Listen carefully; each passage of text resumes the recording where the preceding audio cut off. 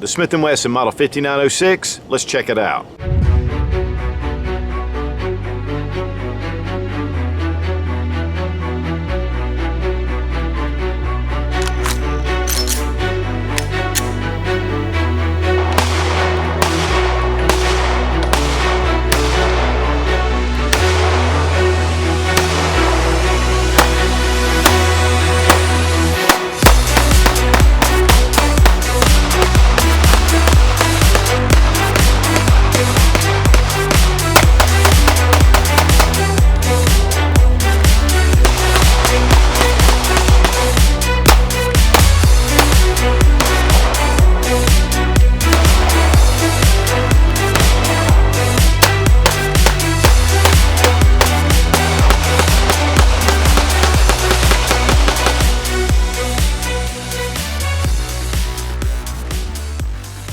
Smith & Wesson pretty much dominated the law enforcement community with their revolvers and then with their semi-automatics from the Gen 1 all the way up to Gen 3 for the pinnacle of being the 5906. This is an all steel frame, double single action pistol that's hammer fired. It's good and solid, 15 rounds in the magazine, and very reliable, and that's one of the reasons why law enforcement went with the semi-automatics. From that time, of course, Smith & Wesson has gone to their M&P series with the polymer frame striker fire pistols, which are just excellent, but that still doesn't leave out the third generation Smith & Wesson. These are great pistols. In fact, there's a revival of a lot of the double single action pistols that are coming back into the market. And so today we're going to take a look at the Model 5906. This gun has a lot of heft, but it sure does have a lot of life, and it's a great self-defense option. Now, Classic Firearms just got a shipment of police trade-ins, and so Ben sent me one to test out and do a review on. They are in limited supply, so I really want to thank Classic Firearms for sending the 5906 for this test and evaluation. Guys, as I've said a number of times, we live in the golden age of firearms, and that's whether the new offerings that are coming out. I mean, there are so many different handguns, but it also includes those guns that are still viable self-defense options. And I feel like this Smith & Wesson 5906 is definitely a good choice for a self-defense handgun. It's large, it's definitely steel framed. It's kind of the old school design, but it still has a lot of life to it and definitely a lot of soul. And I don't know if it was just because I was really getting into firearms when these were very popular. The police agencies, I mean, this is the type pistol they carried. In fact, the 5906 was probably the #1 gun.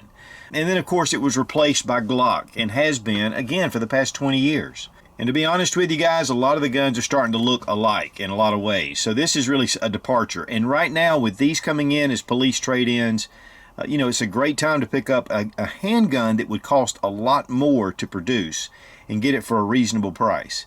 Now let's go ahead and make sure the gun is unloaded. I'm going to drop the magazine and we're going to check the chamber, and the gun is empty. First thing we're going to notice is this is a 15-round magazine. It's all steel. It's kind of comparable to a lot of the Smith & Wesson magazines that they offer. It has a nice little butt plate on it, orange follower. But one thing you're going to notice, the hammer is in the rear position, but it does have a decocker, so we can bring the lever down and it drops the hammer, goes into safe mode. To get it out of safe, you have to disengage the safety. Now it's on fire, there's a round in the chamber, and really this gun is safe to carry because it is a double action. But double action means that I can pull the trigger, and with the hammer down, it will actuate the hammer. So in double action, the first pull of the trigger is long. But now, the rest with the hammer back are short. If we decock, there's no action on the trigger. We have to bring back and disengage our safety. Long trigger. You've really got to train with that because that first shot will throw you off if not. There is a magazine disconnect. So if the magazine is out of the pistol, the gun is inoperable. And that's really for police. A lot of law enforcement agencies, that is one of their requirements. In case a handgun is taken away from an officer, he can just drop the magazine and then the gun is pretty much dead. A lot of handguns are coming out now being reintroduced that are hammer fired, that are double single action, because a lot of guys really like that and feel a little bit uncomfortable with that striker fire with just the blade safety. Yes, the trigger finger is your safety, but it definitely gives you some peace of mind for those who really want that extra measure of safety. For me, I like carrying striker fire because it's consistent every time. Now, this is an all stainless steel handgun. The slide, the frame, everything. Except, of course, for the grip, which is a one-piece, kind of a, not really some kind of polymer, but it's a one-piece grip. You just remove the screw and pull it out. Now, this, again, is a police trade-in. It's been shot little and carried a lot. And because of that, the grip has some, wear marks on it. There are some places, where you can see some scuffs. And this is going to be typical for any of these handguns when they come in. These seem to be a little more than some of the others that I've had recently, and that would be the 6906, which is a compact version of the 5906, except this has an aluminum frame. The grips seem to be in a lot better condition, but this was carried probably as an undercover officer or something. It was a smaller handgun, not gripped as much as it would be a handgun that's on a duty belt. But the one thing about this is you can get these grips, replacement grips. In fact, I just ordered some. I believe it was on eBay, and I think they were like $35, and they're in mint condition. And that's one of the things about these old handguns. There's a lot of aftermarket support still out there for them. You can get night sights, you can get different type sights for them. You can definitely get different grips, whether Hogue. You can get the rubber molded Hogue grips. You can get the wood Hogue grips. I think Pachmayr still makes grips for these, and other aftermarket. So because there were so many of these made, there's going to be a lot of demand still for the parts that go to these handguns. Now, we do have our magazine release. It is not switchable to the other side. I believe later models did have that. Again, we saw the decocker and the safety, and then we have our slide release right here, which is a slide stop and a slide release. It's nice and beefy, and of course this is also your disassembly tool. Some of the 5906s had squared off trigger guards. This one has the rounded off. There is some serrations right here at the front. There are serrations here, and then right here at the back, of course, is just part of your grip with the Smith & Wesson logo. And then right here on the slide, Smith & Wesson, and then the model number 5906 with the serial number. The hammers also can be different. This is a MEM part. You can see it's more of a blued finish to it. It does have a hammer spur, so we can pull the hammer back to fire for single action. On this 6906, the hammer is recessed, so you can't actually pull that first shot back, but once the gun is fired, the hammer will be in the rear position. It does have Novak style sights on the rear, and then on the front we have a dovetail front sight. These are easy to change out for aftermarket sights. They did have a model that was adjustable, and it will have these protective little walls right here around it. It has a beaver tail effect that comes up, so it gives you a good grip, and there's no danger really of any kind of slide bite or hammer bite. Here we have an external extractor. This is the place where you push the takedown lever through. They did make a number of different models in the 3rd gen series. 5903 is the same pistol, but it's an aluminum alloy frame instead of the stainless steel, and it is quite a bit lighter. Model 5906, 36.2 ounces. Model 5903, 29 ounces. But otherwise, they're pretty much identical as far as all the features. This does have some of the Hogue overmold grips, which make it a little thicker, but it's very comfortable in your hand. But I really like the thinness of this polymer grip. Another handgun that I do have is the Model 59. Now, this was the first generation of this pistol, and this is a 15-in-1. And I've checked all these ahead of time, but we're going to be looking a little bit more at this one. The 15-round magazine not only fits in the 59, but it also fits in the 5906, and it does work. Now, that's one other thing that I love about these handguns, is that Metgar makes magazines for these. If you can't find the standard Smith & Wesson OEM mags, which probably will be a little more expensive, Metgar makes excellent high-quality magazines for all the 59 series, and the prices are considerably less. In fact, I got these at Gun Mag Warehouse. They sent me a few of them when I was doing my review of the 5903. One thing pretty cool too about the Metgar magazines is you have an option to get 10-round, 15-round, or 17-round magazines, and the 17-round magazines are actually the same size as the 15-rounders. So that kind of brings this up to even more magazine capacity. These pistols typically ship with just one mag, so it's good to know that you can get good high quality mags, and I believe these are under $30. But the original Model 59 was an aluminum frame, and that's one of the things that the 5906 did, was bring in a steel frame. And guys, I have reviews on all the different ones that I've been showing, and you'll have little cards popping up if you want to check those out. But the one big thing that you're going to notice with this handgun is there is no accessory rail. And with a lot of handguns today, people really like to have that option to put on lights and lasers and different things. Smith & Wesson did introduce their tactical model. Here's the 40 tactical, and this is of course a 40 caliber. It does have the accessory rail built in, and you can see the grips on these are really nice. This is a California Highway Patrol special, and I believe Tim at Military Arms Channel through Copper Custom was selling a lot of these, and actually sent me one to do a review, and so this also is on there. What I really like about this one in particular is that, of course, we're going to make sure the gun is unloaded, and it is. When you decock it, I want you to watch the decocker. It snaps back up, so we're in the fire position, so I can shoot the gun. I don't have to worry about forgetting to leave it on safe.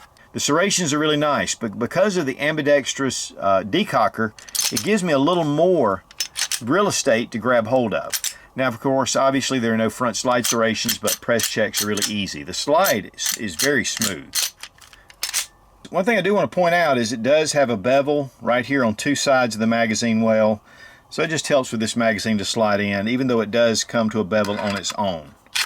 Slide that into place, click it, and you're good to go. Okay, we're going to check the trigger pull action. The gun has been safety checked, and we have to insert the magazine. Double action trigger pull, really heavy, long, but very smooth, and then a nice break. Now we're going to try single action. Just a little bit of smooth take up, a little bit of resistance, and then a nice break. Reset. Wow, that's fast. Now we're going to check the trigger pull weight with our Lyman trigger gauge from Brownells on double action. 8 pounds, 13.9 ounces.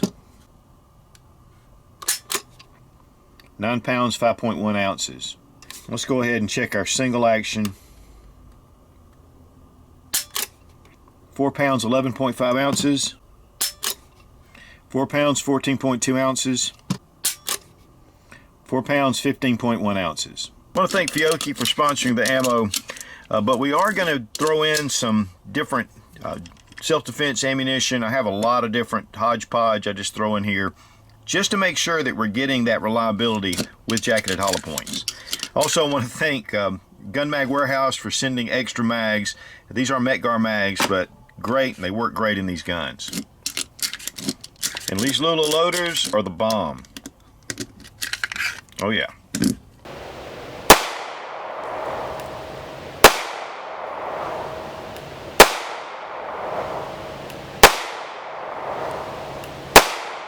These older Smith & Wessons just run. They're very reliable. Again, it was one of the reasons why law enforcement put so much confidence in them. We shot, of course, quite a few rounds. I probably shot about 500 rounds of just full metal jacket.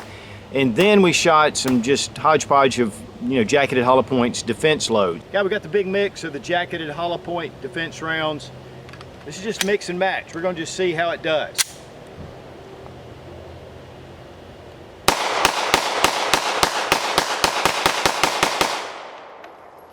I'm telling you guys, these things will run and run. Overall, reliability was perfect. Slide held back on every magazine. Novak sights are decent. They're 3-dot. They seem to hold up fine. If you want to put something else on here, night sights or something, there's a lot of aftermarket options still going on for these pistols. A lot of aftermarket support. The recoil is about nil because of the size of the handgun. It's hefty, but it feels really good. And it seems like the faster you tend to shoot it, the better it is. It's just flat. Now we're going to disassemble the firearm. I'm going to drop the magazine. Go ahead, make sure the gun is unloaded. Right here is your takedown lever. We're going to bring it back. This notch will fit right here with the slide stop. So on the other side, we're going to push through right here on the lever, and then we can just pull it right out. and then just release your slide. As you'll notice, the hammer will go forward whether you do anything or not. Now we have our recoil spring and guide rod. It is all steel, it's not captive. And then we have our barrel.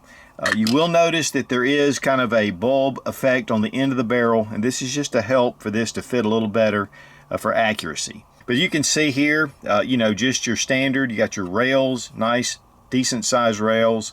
You got your hammer. Now you have these levers, and we'll have to look at that when we return the slide. You have to press these down, but it's really good, high quality Smith & Wesson workmanship. And here with the slide, same thing. I mean, just really beautiful interior. And guys, that's all you need to do to field strip. Let's just return our barrel, recoil spring and guide rod. We're going to bring our slide over the frame. Now right here, you're going to notice right up front, we've got to depress that lever to get it started. Then there's another lever right here. We're going to press it down, get it over, and then there's one last lever. Now if you pull the hammer back, this lever will not depress. This last lever, sometimes I can get it easily with my thumbnail, and then sometimes just a little bit difficult. So we're going to go ahead and just push it down and get the slide started over it. There we go, right over it. Just takes a little bit of getting used to. And then we're going to pull back our slide again, get this little notch, pop it. Of course, we can't check without inserting our magazine. And you guys, I really don't like magazine disconnect safeties, and I believe you can actually take the back side off and remove the part that actually disengages the firearm. But we're not going to show that, but it might be something for you to look up if that really bugs you.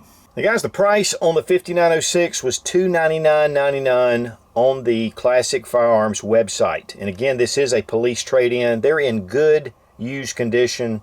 There's going to be some wear and marks here and there. The grips are probably going to be somewhat worn. And I'll just tell you ahead of time, you can get extra grips though on eBay. I saw a number of them from anywhere from 25 to about 40 bucks. And then they make a lot of custom type grips. Hogue still makes these grips. The magazines, again, you can get them from Metgar if you can't find the standard OEM mags. And Metgar makes really high quality mags. And again, Gun Mag Warehouse is a great source for Metgar mags and other magazines. Honestly guys, all of these handguns are police trade-ins, and I've gotten all of them for very reasonable prices. And so if you're looking for a 1 through 3 generation Smith & Wesson semi-automatic, this is a great time to pick them up. I mean, once these dry up, and they will guys, they'll dry up and the prices will go up. And again, I want to thank the guys over at Classic Firearms for sending the 5906. These guns are in excellent shootable condition. They're not pristine, they've been carried a lot, shot little, but they still have a lot of life to them, and definitely a great self-defense option. And right now, while the price is $299.99, that is a great deal for any single double action pistol, especially Smith & Wesson. Be strong, be of good courage. God bless America, long live the Republic.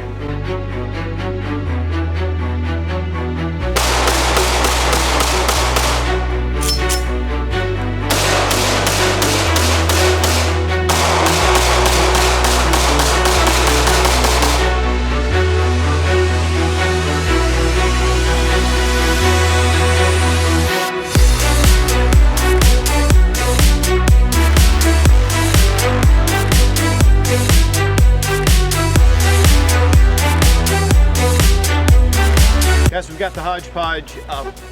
I'll tell you, it's a great, For years, you may have carried one as a service revolver. Now,